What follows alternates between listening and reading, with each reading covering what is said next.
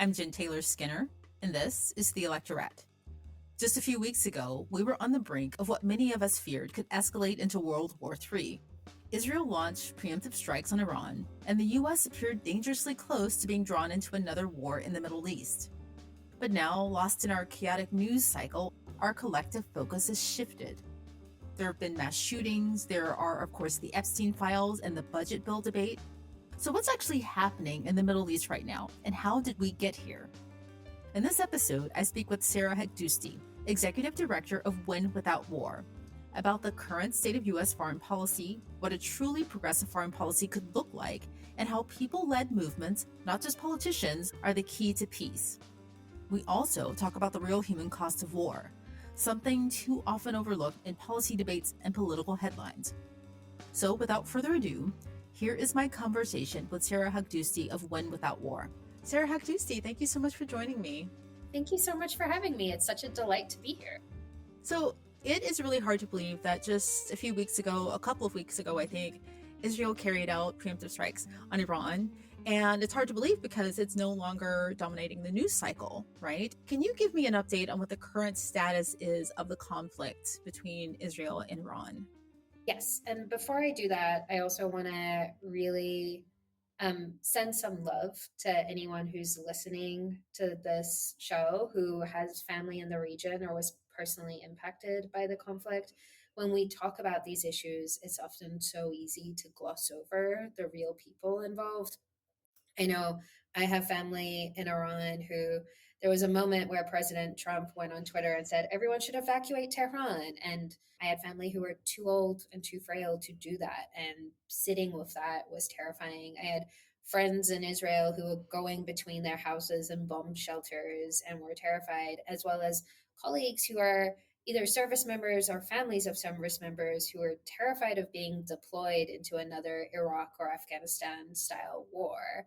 And really acknowledging the harm and the hurt of that is really important before we go further. So this was a really terrifying time for a lot of people, both here in the United States and across the region. And where things are at now is we are cautiously optimistic about a ceasefire. Anytime there is a ceasefire, lives are saved, and that is a good thing. And we are also less safe now than we were before these strikes happened. So, for some context, the Iranian government was at the negotiating table with the United States about its nuclear program. And what we've seen now as a result of these strikes is they're not talking to the international regulatory agencies anymore around nuclear weapons.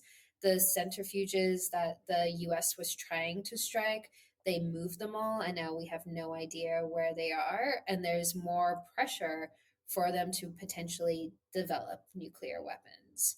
So it is a bad situation in terms of where we are now. And we don't know where it's going to go. I know there's lots of analysts that will have lots of predictions, but what we know is this is a really volatile situation. We're already seeing the Iranian government ramp up oppression of its own people even more than it usually does because of what's happened too, and that's horrifying. And the fundamental part of this conflict hasn't gone away. So it could very well bubble up again.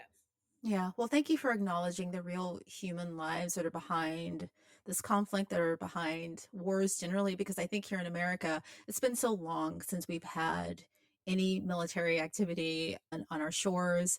And we were talking about how people were tossing around the term World War III. And I remember on social media, people were very scared, but our scared is different from the real fear that people have who live in regions like this. And I think this is something that's so removed from most American lives that we really don't think about it in that context. We think about it as a headline, as a news cycle item. And thank you for acknowledging that.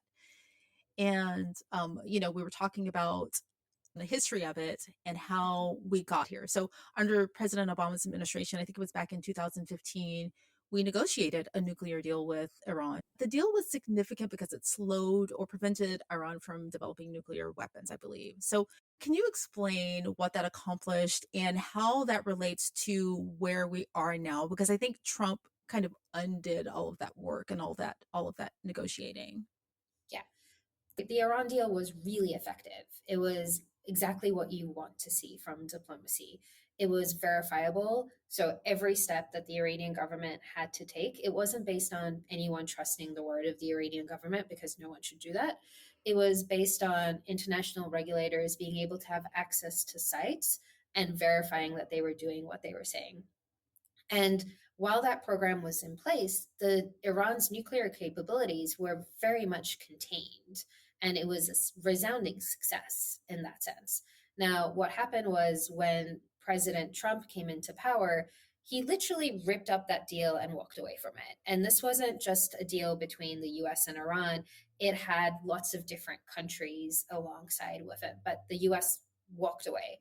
And from that moment, we only saw an increase in Iran's nuclear capabilities. And at the same time, I want to name that there are really comprehensive sanctions on Iran, which also are a form of collective punishment, right? So there's sanctions on banking, sanctions on all sorts of things. We've seen real shortages of medicine come about because of both this form of collective punishment that the US and other countries impose on Iran, but also when you have an authoritarian government that doesn't care about its people, they're very good at taking any money they can and investing it into their supporters and not into their people as well. So there was like people in Iran are really getting squeezed from both directions. So Trump walking away from this caused a disaster in terms of Iran's nuclear capabilities. It made people's lives in Iran worse, and it really undermined the US position in terms of a diplomatic partner with any country. Because if you can just walk away, there is no guarantee that the US is going to stay true to its word. And then from there, like for decades now, Prime Minister Netanyahu has been saying that Iran is an existential threat when it comes to its nuclear program, has always advocated for nuclear strikes. Even amidst the deal, the Netanyahu administration was a key voice pushing against a nuclear deal with Iran. And then you saw in this moment that they did have those strikes, and President Trump, after saying he was very for diplomacy, running on a pro diplomacy agenda in the campaign, came up to with him as well. And that is where we are now, worse than we were before, and without any of the same diplomatic capabilities we had that were working really well.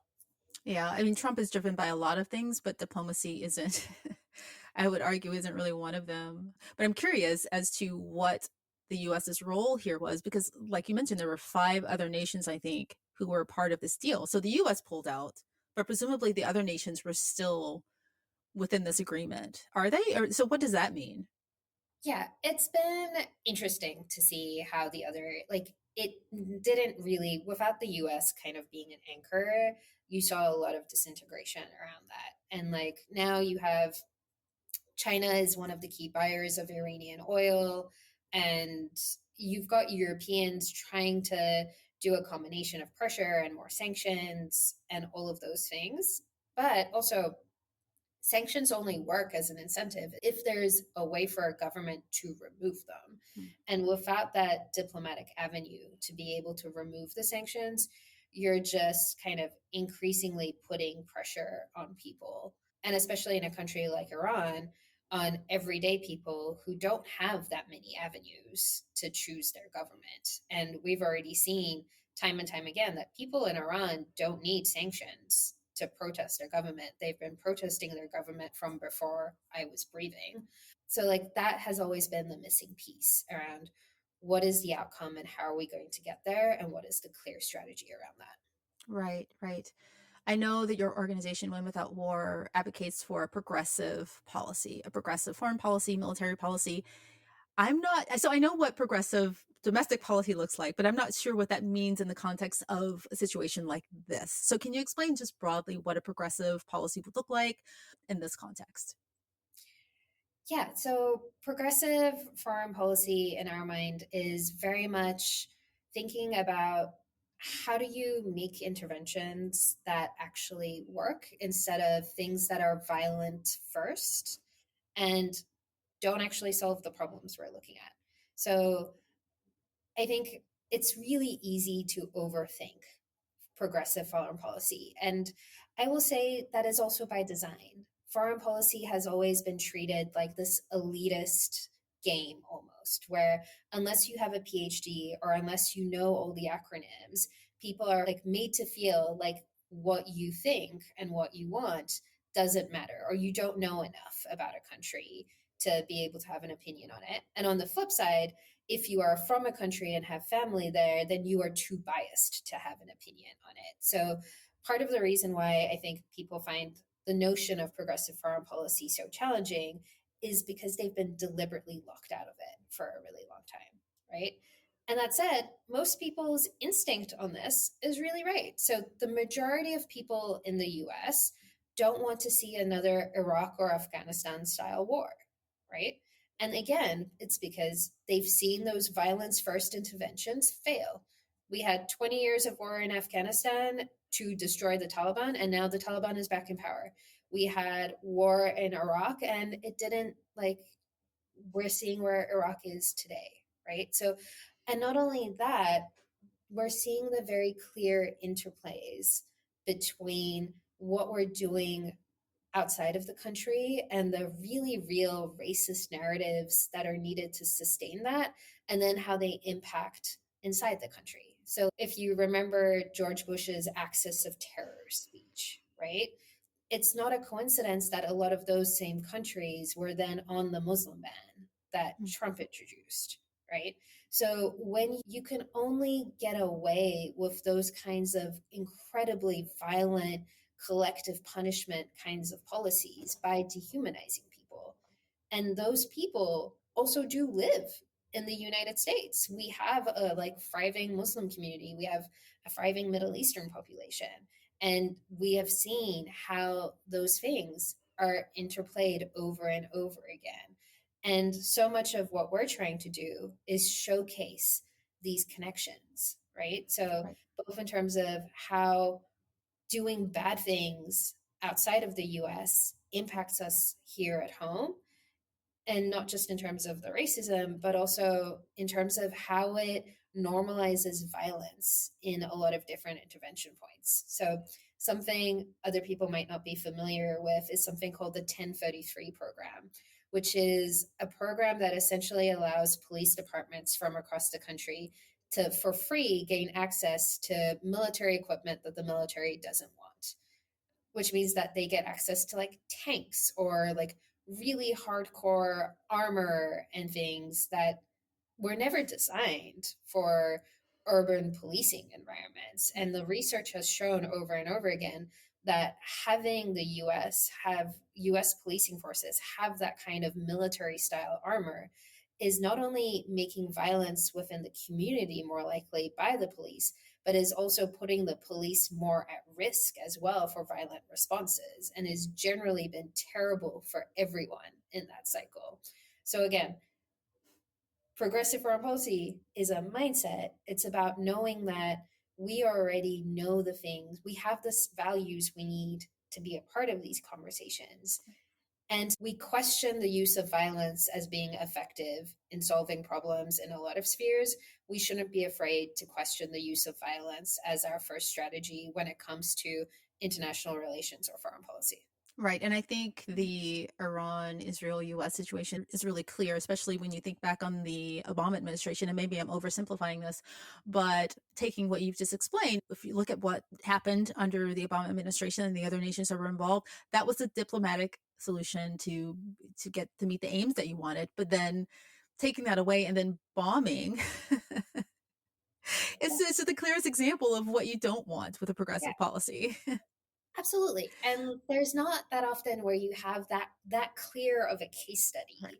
in something working and something not working. And like a different example of this is some of the biggest threats we face, not as just as a country, but as a world, is climate change. Right. And you can't bomb your way out of climate change. Like, I know Donald Trump has wanted to bomb hurricanes, but like that is not actually a sustainable pathway for us solving the climate crisis. And you can't bomb your way out of pandemics either. Yeah. And so much of the biggest threats we face right now only have diplomatic solutions, that it is really key for us to be investing more in that kind of thinking and that kind of work. Right. And I don't mean to laugh about it, but sometimes the answer is so absurdly clear that Mhm. that it is laughable, right? Yeah. We were talking about Israel and Netanyahu, and I think you could see that difference here in America, that sometimes the global actors change, right? And you see very different foreign policy, and we've seen it shift really dramatically here in the US. How can you have or sustain long-term progressive policy when you can't rely on who the global actors are? Especially, I was thinking about with Israel, I think Netanyahu has been prime minister for 3 separate terms, right? So what's your answer to that? The key thing that we can control is building strong progressive movements that are connected to each other and that push for accountability and push for people to actually be involved in these decisions. So the United States government, they have lots of ways where they talk to other government bodies, and often internationally and sometimes even here in the US, they're not necessarily the most representative or the most democratic voices from those areas or those countries. So, building out ways where civil society can actually have seats at the table when it comes to diplomatic agreements. And there's a lot of research out there that if you have civil society, and in particular, if you have women at tables making decisions around diplomacy, those agreements are far more likely to last and be sustainable over the long term. And then, like, again, accountability is important in these. Like, people have made it very clear that they don't want wars to happen. And I think a lot of people will look at something like the massive protests against the Iraq War and are like, yeah, but we did the world's biggest protests. And then what happened? And what happened was it completely changed the political conversation here in the US. And very few people actually acknowledge that. So people forget that President Obama's very first speech in his primary was against the Iraq War. And being against the Iraq War and the mindset of the Iraq War was hugely important to his campaign. And I would argue he would not have been able to win if he had not opposed the Iraq War. At the same time, I don't think Donald Trump would have won if he had not opposed the Iraq War and had really strong messaging around that too. And like, even though I would very much argue he is not a peace president, that is not what he cares about, that is a lot of the messaging that he ran on around, like, we don't want endless wars, right? So but the legacy of those protest movements have fundamentally shifted American politics on both sides of the aisle and have created these interesting openings that are helping create pathways for everyday people to be a part of these conversations in ways that they haven't been. And like, even within the Israeli society, you're seeing a lot of that happen too. Israel had these huge anti corruption marches, and it's telling that Donald Trump had a tweet the other week saying, I will consider stopping sending military aid to Israel if they go ahead with a corruption trial for Netanyahu. And then that got pulled, Yeah. right? So there's like a lot of civil society pushing for that kind of accountability for the Netanyahu government. And we're seeing more of those connections be formed. So we see like authoritarian style governments working together, but we're also now seeing anti-authoritarian pro-peace movements working together across the globe to really highlight people's voices. And that's the really exciting thing. Right. You said something in your answer that you went by really quickly, but I want you to just drill into that. You said something about women being at the table when these diplomatic conversations are happening. Tell me more about that. Yeah, this is one of those spaces where I think no one will be surprised that it is not the most diverse. Again, a lot of people and a lot of voices are often very locked out of it. And again, if you don't have like if you're not seen as having the right credentials or sounding the right way, then you're often not seen as a legitimate expert on these issues. Whereas when you look at who are the people driving the most sustainable change in places, a lot of them are civil society and a lot of them are women. And Afghanistan is a really interesting example of this. And like it was one of the saddest moments for me and the feminist movement, if I'm honest, where you had a lot of women being for that invasion on the grounds of women's rights. And the only reason we knew about the horrors of the Taliban was because of like really badass feminist activists risking their lives to record those atrocities and get them out into the world. And a lot of those women were saying, like, no, we want you to help us. We don't, like, bombs are not going to help. And really centering some of those voices and then ensuring that they are at the table. So when you have governments, like again, governments are set up to talk to other governments and pushing them to be like, no, we need to have civil society at the table. We need to have diverse civil society at the table is key to making that work so that you're not just like redoing the same cycle of bad over and over again. Yeah. This may be another example that's too simplistic or not necessarily related, but I remember when the Iraq War, when those debates were happening and Bush was seeking funding from Congress. I remember Representative Barbara Lee, who is now, I think, the mayor of LA. Is she? No, she's not the mayor It's of a mayor of Oakland. Oakland. Of Oakland, right? The mayor of Oakland. She was, I think, the lone voice Mm-hmm. against that war. And I Yeah. remember, I was very young, I remember her speaking out. Yeah. And, obviously she's a woman. Again, that may be too simplistic, but I think there's something there. There's something to be said about women speaking out. Yeah. And I don't think that's too simplistic. Barbara Lee is a personal hero of mine, have been very privileged to be able to work with her.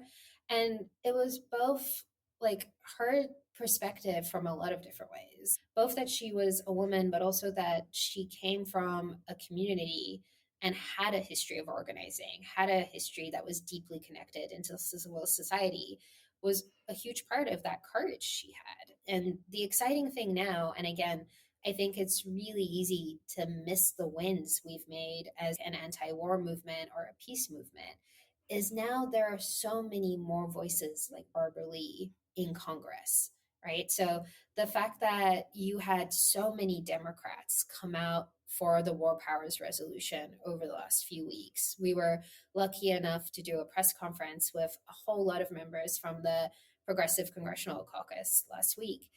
That bench is so much bigger than it was 20 years ago. And, back in the day, people like us only had Barbara Lee to look up to. And now we have a plethora of options and leaders to look up to in Congress. And I am so excited for like my kids that they have that. Yeah, exactly. You're exactly right. That's such a good thing to, it glimmers, to hold on to, a silver lining, because I remember, watching Barbara Lee and thinking, and her making me care about this issue, right? And think more deeply about it, because she was a woman and she looked like me. And I thought I should listen to her. And I thought, maybe she's the one who's right and all the Yeah, men around her are wrong. Right. So yeah, I think it's really important. And it's especially important now that we have more Barbara Lees or people like Barbara Lee in Congress who have the mic. Um, I do think that it's a bit hypocritical for the US to talk at this moment about diplomatic solutions worldwide when we are not a reliable democracy. And I hope we aren't in a position where we are every 4 years, we put in a position where we're not reliable, then we are a reliable diplomat and we aren't. And I'm not really sure how to get around that, because our allies right now don't really trust our commander in chief. So, how do we develop a long term progressive policy when we aren't stable and reliable? yeah. Again, I think a huge part of that is around movements and organizing, where we need to see more accountability for when presidents and administrations flagrantly do things that the vast majority of people in this country don't believe in and don't want to see, right? So that organizing work is crucial to it. And also then creating bandwidth for diplomacy, being able to articulate why it's so important. And also framing, like really breaking down this foreign policy and domestic silo is key.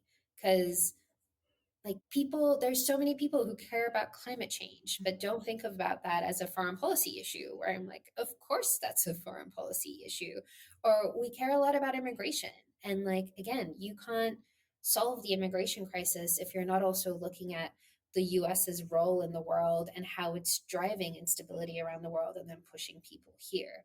So in terms of getting that reliable partnership from the US, really channeling a lot of that energy into demanding it and doing better as every part of our movement, talking about not just the US impacts of something, but how bad US policy is driving bad outcomes here and around the world, is going to be crucial in like getting to where we want to be sooner.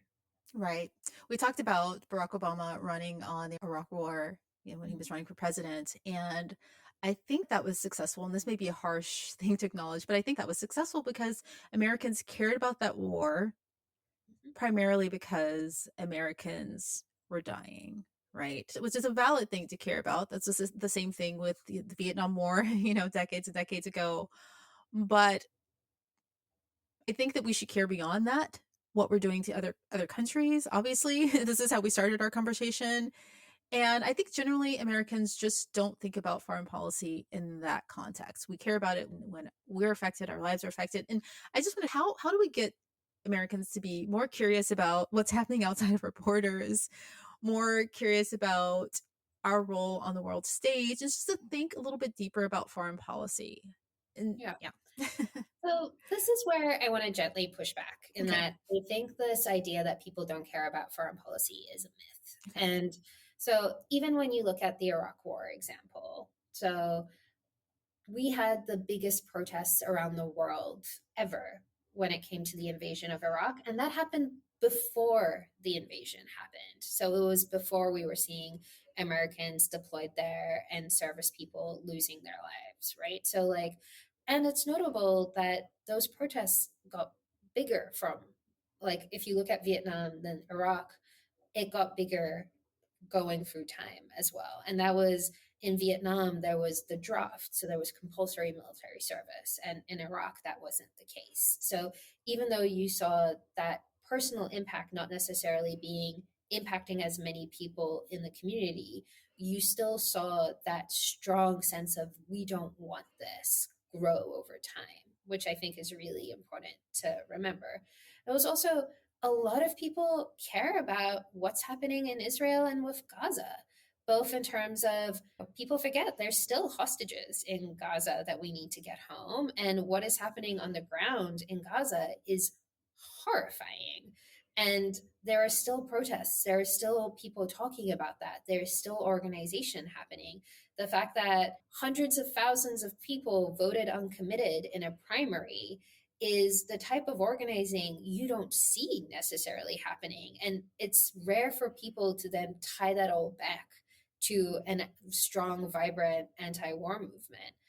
And the thing that I think is really important for us not to do is there are more people in this country now than ever before who have family overseas, who really know the ins and outs of how US relationships with other countries are impacting the lives of their family and care about it deeply. And by erasing those stories, we're like reinforcing this notion that Americans are isolated, they don't have any connections outside of our borders. And that's not an accurate view of our demographics. It's also not an accurate view of what we're seeing now and what we've seen through the arcs. Like, the reason why most people don't say, like, yes, I'm a foreign policy person, is I think more about they don't think that what they say can make an impact, or they've been made to feel that they don't have the expertise to talk about it. Because to your point, sometimes it does feel really simplistic to be like, I feel like the diplomacy worked better than the bombs. Like, it does feel like it is common sense. Turns out talking to people can get you better outcomes than bombing them. Yeah. But the way the conversation is structured is to make you feel like that is a wrong thing to say when it's not. Yeah, yeah. And by the way, you are absolutely right. I was absolutely wrong. And you don't have to gently push back. You can harshly push back. But thank you for reminding me of all of that because Americans absolutely do care. And one of the reasons we are defending our multicultural democracy is because so many Americans do have ties outside of our border. And I'm just going to contradict the thing that I just said a few minutes ago. I remember actually during the Iraq War, shortly after that, a book came out by Americans. It was a collective book where Americans were apologizing to the rest of the world. It was called I'm Sorry. I don't know if you remember that book, where I don't Americans, remember, but it sounds beautiful. yeah, it was Americans taking photos of themselves with signs that said, I'm sorry for what we did, right? And it was published, and I got a couple of copies because I thought it was history. And so we do care, right? I think what's missing sometimes is that confidence in talking about foreign policy. And I lack that confidence myself. So I don't want to put you on the spot, but can you give me some recommendations for reading for myself and for the audience of how to catch up on what's going on in the Middle East, what's going on historically? What would be a thing that you would recommend that we read? So, before I give you reading Mhm. recommendations, the biggest advice I'm going to give you is to trust your own instincts. Like, even the way we've had this conversation, sometimes I sit in national security spaces where people tell us that the most important thing we need to do is get ready for a war with China. Or the most important national security thing is, and this is like genuine MAGA foreign policy, is like bombing Mexico to target the cartels to deal with the fentanyl crisis, right? And I'm seeing your face in that because it's so obviously wrong. Like those priorities are so obviously wrong. And again, I think people, what I would encourage you all to do is if you hear a foreign policy argument that sounds off, try to translate it into something you could imagine happening on a domestic front. So, like, if you're dealing with a drug crisis at a local level, do you think the police bombing a part of a city is going to solve it? And like, if your answer is no, then it's probably no on like an international field as well, right? So like, that's the first thing I would say is trust your instincts. And then the other place I would encourage folks to go is learn more about the cultures of other people. And like, if people are looking to learn more about Iran, Persepolis is a great graphic novel that talks a lot about the history of Iran and like various like democratic movements in Iran that is lovely and very kid friendly. Find smart people on social media and like find women and people of color who are doing this work who have share some of the same perspectives you have too, right? So if you're seeing someone who is talking about foreign policy, but also has a deeply MAGA agenda, they're probably not values aligned with you. And I think sometimes people forget to do that basic checking when it comes to foreign policy issues where like impacted communities have politics and sometimes people don't double check who they're platforming. And the thing I gently nudge people is imagine if the voice you were platforming from a US perspective as a voice of resistance was someone like John Bolton, who was very pro Iraq war, Mhm. right? So looking at who are the people who share your values in general and what are they saying is where I would push people towards. Yeah, I just want to comment that that is why, because we weren't double checking who our sources were or what their motives were after 9/11. That's why Islamophobia spread so easily and so widely. And I think there's something to be said when they tried it again this time. I can't remember the phrase that conservatives were pushing a couple of weeks ago, sleeper cells, right? They were talking about sleeper cells. It did not work the way it did 20 years ago, Yeah. right? People push back. And I think that's progress. It's huge progress. And it's also progress to see the wave of backlash against people like Senator Gillibrand for her comments against Mamdani over recent weeks, right? So, again, it's really easy to focus on everything that's going wrong and really easy to dismiss the power that generations have won and created for change. And to your point, those battles were hard fought and we should not take them for granted. And our role right now is how do we build on it? And how do we get from instead of letting politicians continue to divide us like really opportunistic grounds to really back to that notion that we are all interconnected, and where our safety is dependent on each other here in the US and around the world more than ever before. And unless we get to that point, we're not going to be safe. Yeah. Well, Sarah, thank you so much for joining me. I feel like, this is within our hands, it's within our reach. So just thank you so much for that. Absolutely. Thank you so much for having me and for this great conversation.